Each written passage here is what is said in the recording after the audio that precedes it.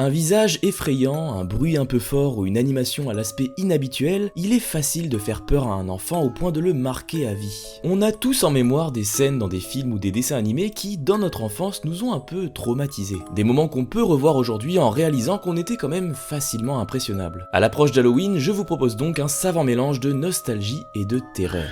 Vous êtes sur la chaîne de CEO et aujourd'hui on va se plonger dans nos souvenirs pour dénicher les scènes d'animation les plus traumatisantes de notre enfance. Petite précision importante, dans cette vidéo on n'est pas sur une sélection objective, c'est-à-dire que je ne vais parler que des scènes qui m'ont marqué moi quand j'étais enfant. Ça me semble plus intéressant, comme ça je pourrais vous partager des souvenirs perso liés à chacune de ces scènes. Avant d'entrer dans les scènes d'animation les plus traumatisantes, j'ai fait une sélection de mini-traumas, c'est-à-dire des petits moments qui ne m'avaient pas tant marqué que ça, mais qui m'avaient fait un peu flipper. Voyez ça comme une mise en bouche et on commence par Chicken Run avec la scène de l'évasion finale. Mon Dieu! Que s'est-il passé? La vieille s'accroche! Alors que les poules essayent de s'évader de la ferme à bord d'une machine volante, l'horrible Madame Tweedy s'accroche à une guirlande. Ginger essaye alors de couper la guirlande et Madame Tweedy prépare sa hache pour l'abattre sur la tête de la poule. Le temps de quelques secondes, on voit littéralement une Ginger décapitée avant qu'elle ne finisse par relever sa tête, montrant que c'est en fait la guirlande qui a été tranchée. Quand on revoit la scène aujourd'hui, on peut se dire que c'est évident qu'elle n'a pas été touchée par la hache. Mais avec un regard d'enfant, voir Madame Tweedy et sa tête de psychopathe qui en plus est couverte de jaune d'œuf et voir le corps sans tête de Ginger immobile, ça met quand même une certaine ambiance. D'autant plus que dans le même film, on nous a déjà montré une première scène de décapitation, mais celle-ci était plutôt suggérée et pas aussi graphique. Alors, ça va paraître stupide, mais j'ai un deuxième mini-trauma qui se trouve dans Shrek le troisième. Juste après qu'il vient d'apprendre qu'il serait papa, on a cette scène où Shrek s'endort et se met à rêver. Et rapidement, son rêve va se changer en cauchemar. Sa maison va être peu à peu envahie de bébés jusqu'à débouler en cascade par les fenêtres. Bon, déjà, la mise en scène en mode film d'horreur, ça met sa petite ambiance. Ensuite, les bébés qui font n'importe quoi et qui cassent tout dans la maison, ça devient vite oppressant. Mais le pire, c'est quand Shrek arrive enfin à se réveiller et qu'il voit ça. Lan, réveille-toi. Papa. Le fameux coup du je me réveille mais en fait je suis encore dans le rêve, ça m'avait bien eu à l'époque et le mélange bébé Shrek sur le corps de l'âne, ouais, c'est un bon petit trauma quand même. On passe sur un dernier mini-trauma avant d'aborder en profondeur les scènes qui m'ont vraiment marqué. Dans Monstres et compagnie, vous vous en souvenez sûrement, on a cette machine. Quoi, ce machin? Baptisé par Léon l'arracheur de cris, il s'en sert pour essayer de faire parler Bob. On est tout simplement sur un engin de torture. La scène est stressante à souhait, on ressent toute la menace de cet horrible aspirateur et on redoute de voir dans quel état va finir Bob. Heureusement, Sully vient à sa rescousse en débranchant discrètement la machine, mais quand Léon la remet en marche, on va quand même découvrir l'efficacité de cet arracheur de cris, puisque Sully a mis à la place de Bob l'acolyte de Léon. On retrouve donc ce dernier en piteux état, tout blanc avec des lèvres ultra gonflées, tremblant de tous ses membres. Pour un Pixar, c'est assez vénère. Allez, après ces quelques petits moments flippants, on va passer sur les scènes d'animation qui m'ont profondément marqué. Des scènes pour lesquelles je garde un souvenir assez clair de mon ressenti en tant qu'enfant quand je les ai vues. On va y aller crescendo et pour commencer, on va rester chez Pixar avec le monde de Nemo. On le remarque pas souvent, mais il y a quand même plusieurs moments sombres dans le monde de Nemo. Ce qui est marrant, c'est que vous n'allez certainement pas deviner celui qui me terrifiait le plus quand j'étais enfant. Par exemple, dès le début, on a l'attaque du barracuda qui est quand même assez flippante et encore plus quand on apprend qu'il a décimé toute la famille de marins. Mais c'est pas de ça dont je vais parler ici. On pourrait évoquer la scène où Nemo se fait capturer avec un humain qui fait presque un jumpscare en apparaissant soudainement devant l'écran, une scène vraiment bien foutue qui nous remet en perspective l'acte horrible de pêcher un poisson sans défense en le séparant de sa famille, mais c'est pas cette scène non plus qui m'a trauma. Bon alors il reste quoi? On a la scène où Bruce, le grand requin, affiche un immense sourire carnassier devant nos protagonistes avec ses yeux qui virent à la folie dès qu'il se met à sentir du sang, ou encore le poisson lanterne qui nous offre un beau jumpscare avec son design terrifiant, mais non, rien de tout ça de mon côté. Non, moi la scène qui m'a le plus terrifié quand j'étais petit, c'était celle-là.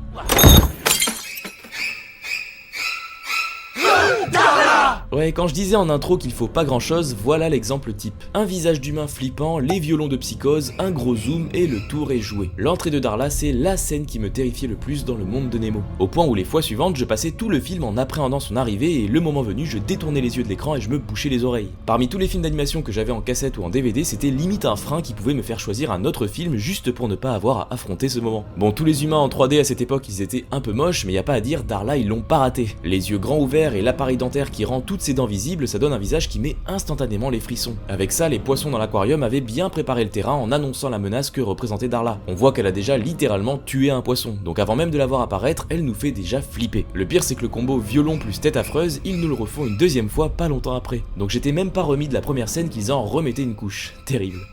Pour la scène suivante, on va passer sur un animé que vous connaissez tous au moins de nom, Naruto. C'est certainement le premier animé que j'ai regardé quand j'étais enfant, à l'époque sur Game One, ça va sûrement parler à certains. On y voyait de la violence, des combats et même du sang, je devais avoir 9 ou 10 ans et je sentais que j'étais devant un dessin animé plus mature que les autres. Il y avait un côté vraiment plus sérieux même dès le générique.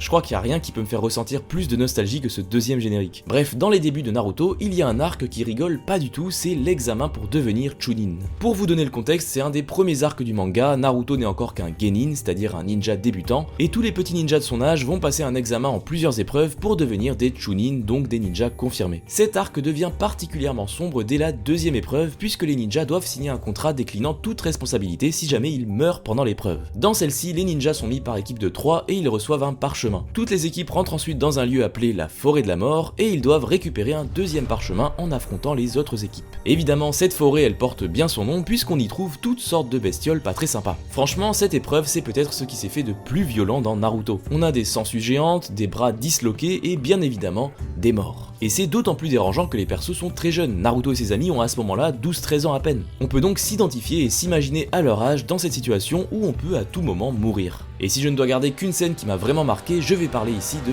Gaara. C'est ce mec avec les cheveux rouges là. Dans cette scène, l'équipe de Gaara rencontre une autre équipe et rapidement un affrontement se lance entre les deux chefs d'équipe. On comprend vite que Gaara est surpuissant, il maîtrise facilement son adversaire et il décide d'utiliser cette technique.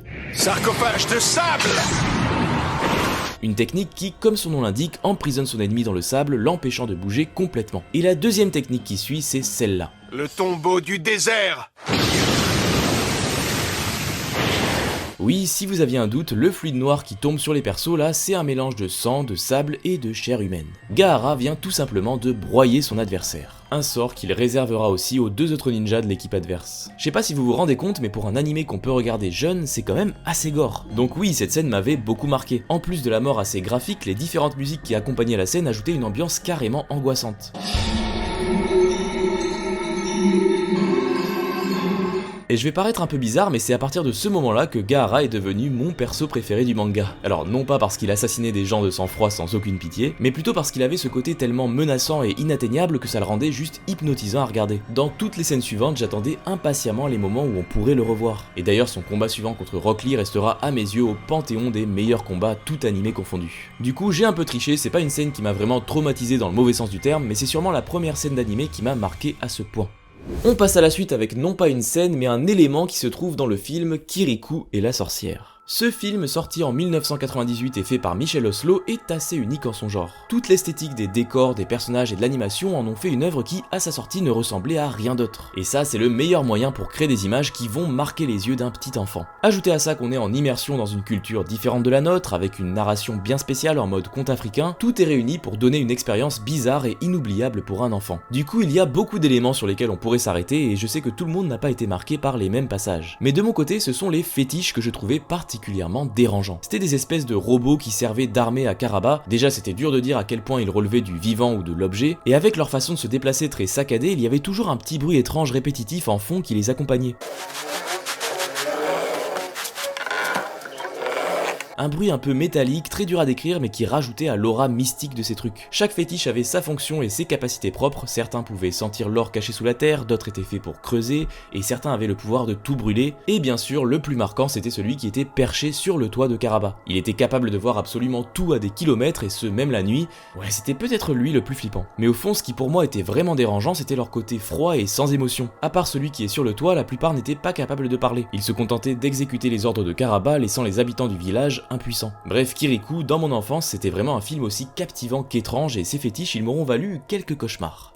On passe à la scène suivante qui, à mon avis, va résonner chez beaucoup de personnes, c'est dans Le Voyage de Chihiro. Ça aussi, c'est un film qui regorge d'images folles dont on ne ressort pas indemne. Mais la scène dont je vais parler, elle arrive au tout début du film. Certains voient déjà où je vais en venir, mais je vais reposer le contexte pour ceux qui n'ont jamais vu le film. Le Voyage de Chihiro, ça commence avec une famille, celle de Chihiro, qui déménage pour aller vivre en campagne. Leur trajet est interrompu quand ils tombent nez à nez sur un étrange tunnel. Chihiro commence à avoir peur, mais ses parents décident d'aller voir ce qu'il y a de l'autre côté. Ils arrivent finalement dans une sorte de parc à thème abandonné et ils sont attirés par l'odeur d'un savoureux buffet à volonté. Comme personne n'est présent sur place, les parents de Chihiro se mettent à s'empiffrer en se disant qu'ils paieront l'addition plus tard. Chihiro, elle est un peu saoulée par leur attitude et elle se met à explorer le reste du parc. Elle finit par tomber sur un jeune garçon qui la presse de partir le plus vite possible avant le coucher du soleil. Chihiro repart donc chercher ses parents, mais en l'espace de quelques secondes, la nuit est déjà tombée et les rues commencent à être peuplées d'étranges fantômes. Quand la jeune fille arrive enfin devant ses parents, voilà ce qu'elle découvre.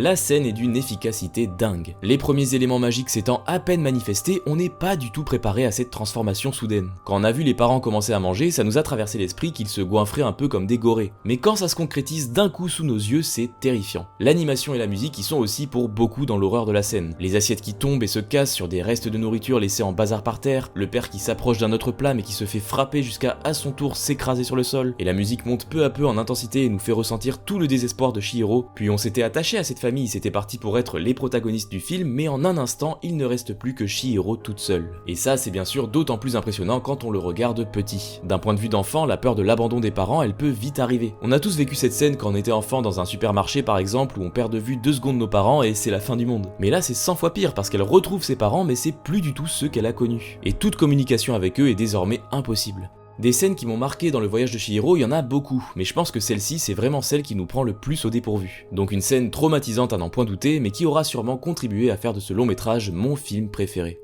On arrive sur la dernière œuvre que je vous partage aujourd'hui, il s'agit du court-métrage Jamais sans mon sac à main. Pour le coup, j'ai pas sélectionné une scène en particulier parce que tout est sombre dans ce court-métrage. C'est d'ailleurs la seule œuvre de cette sélection qui a été créée dans le but d'être volontairement creepy. Jamais sans mon sac à main, c'est donc un court-métrage sorti en 1993 et fait chez le studio Hardman. Pour le voir, il fallait acheter ou emprunter un DVD qui regroupait la plupart des courts-métrages du studio. Et honnêtement, ce DVD, j'ai bien dû le regarder des dizaines de fois. C'est un truc qu'on fait quand on est enfant. Et il y avait plusieurs de ces courts-métrages qui avaient tendance à me faire un peu flipper. Mais le summum, c'était quand même Not Without My Handbag ou Jamais sans mon sac à main en français. Je vais me lancer dans un résumé, vous allez voir que ça ressemble pas mal à un cauchemar bizarre qu'on pourrait faire. Dans ce court-métrage, on suit une fille qui vit avec sa tante. Déjà, admirez ses chara-design bien flippants. À cause d'un retard de paiement, la tante est envoyée en enfer parce que c'était écrit dans son contrat. Alors qu'elle est accompagnée par le diable en personne, elle réalise qu'elle a oublié son objet fétiche, son sac à main. Elle retourne donc chez elle, ce qui, au passage, terrifie sa nièce qui avait déjà enterré son corps. La nuit tombe et le diable refait son apparition. Avant d'envoyer la tante à nouveau en enfer, il décide de manger le sac à main. Et en faisant ça, il se transforme sans le vouloir lui-même en sac à main. À partir de là, il va dévorer tout ce qui lui passe sous la lanière. Il bouffe ainsi une pauvre souris qui passait par là, il vide le frigo, et pour être tranquille, il fout la nièce dans la machine à laver. Au bout d'un moment, il se rappelle quand même qu'il est le diable et qu'il doit donc envoyer la tante en enfer. À ce moment-là, la nièce qui est sortie entre-temps de la machine a une idée, elle part acheter tous les gâteaux de la pâtisserie du coin pour gaver le sac à main. Son idée marchera plutôt bien puisque le diable va tout manger au point d'exploser.